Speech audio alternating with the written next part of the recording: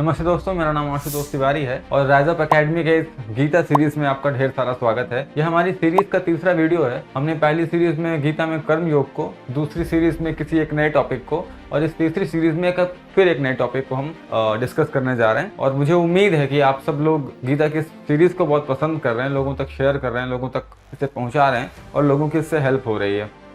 हमने जब ये सीरीज स्टार्ट की थी तब हमारा लक्ष्य भी यही था कि कितना अधिक से अधिक हो सके लोगों को इससे मोटिवेशन मिले और लोगों की हेल्प हो, क्योंकि जिस कॉम्पिटिटिव वर्ल्ड में हम लोग हैं, जिसे हम फाइट कर रहे हैं, फेस कर रहे हैं, वो अपने आप में बहुत हैजर्डस और फैटल है।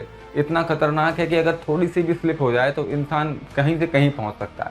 इसलिए हमने इस गीता की सीरीज़ को लॉन्च किया है और हम चाहते हैं कि आप इन वीडियोज़ को ध्यान से देखें, समझें और इसके बाद अपने लक्ष्य की ओर धीमे धीमे या तेजी के साथ बढ़ते रहें। ये आप पर डिपेंड करता है।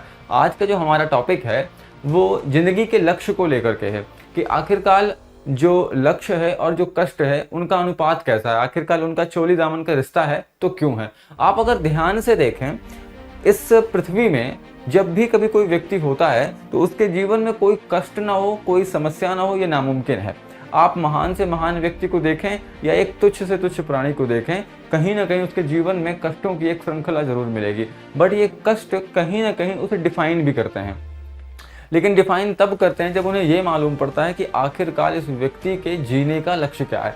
आप अगर देखते हैं गीता में तो यदा यदा ही धर्मस्य ग्लानिर्भवति भारत इत्यादि में भगवान का ये कहना है कि जब जब धर्म की ग्लानि होती है तब तब मेरा अवतरण होता है। यदि हम राम को देखते हैं तो राम इस चीज़ को अंगीकार करते हैं, कष्टों को सहते हैं। अगर हम भगवान कृष्ण को देखते हैं तो वो लगातार उनके जीवन का जो 1/4 हिस्सा है वो यात्रा में ही बीत रहा है।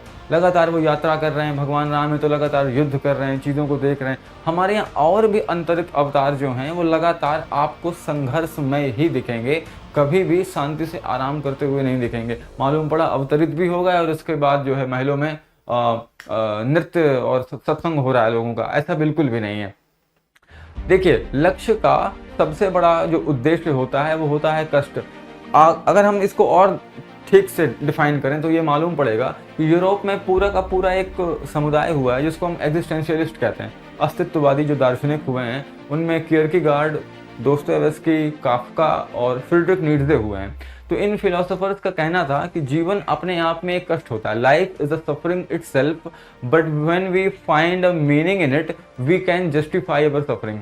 आज जॉर्डन पीटरसन जो अमेरिका में पूरे विश्व को संबोधित करते हैं, पूरे विश्व में आज उनका नाम है, वो कहीं ना कहीं एग्जिस्टेंशियलिस्ट फिलोसफी को लेकर के ही है। वो लगातार ये बताते हैं, उनका शायद कोई एक ऐसा वीडियो जिसमें वो ये ना बताते हों कि जीवन का मुख्य लक्ष्य कष्ट ही होता है, लेकिन जब आप उनको सहते हैं इच्छा पूर्वक तब उससे एक नया मतलब निकल करके आता है। जैसा कि भगवान ने गीता की शुरुआत में ही कहा कि मात्रा स्पर्शास्तु कौन्तेय शीतोष्ण सुख दुखदाह आगमा पायनु नित्यान तांत्रिक भारत।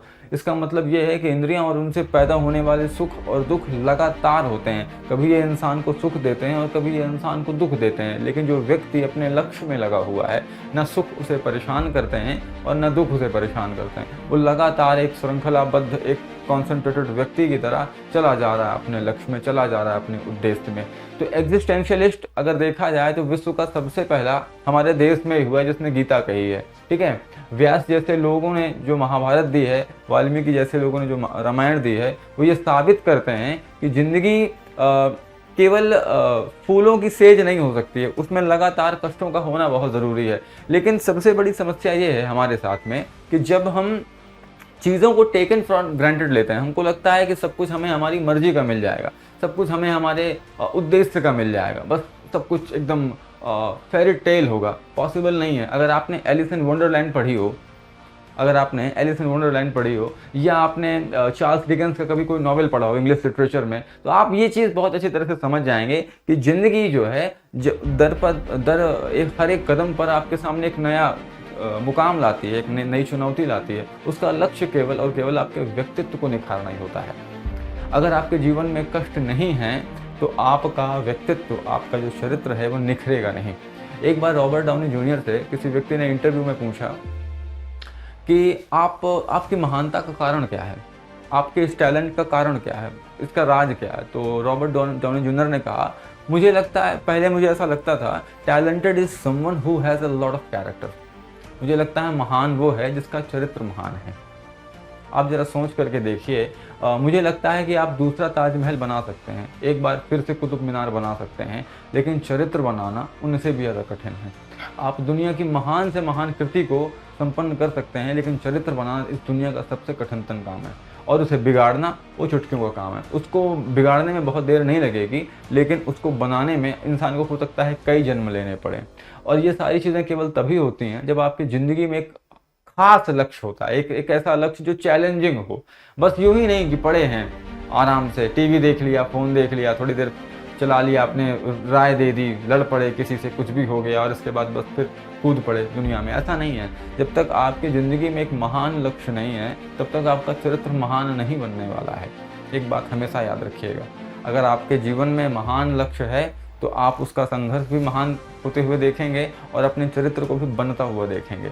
मूल में अगर आप बिगड़े हुए हैं, अगर आपकी भावनाएं बिगड़ी हुई हैं, तो चीज़ें बहुत अधिक सुख नहीं देंगे आपको, वही सुख आपके दुख का कारण भी बन जाएगा।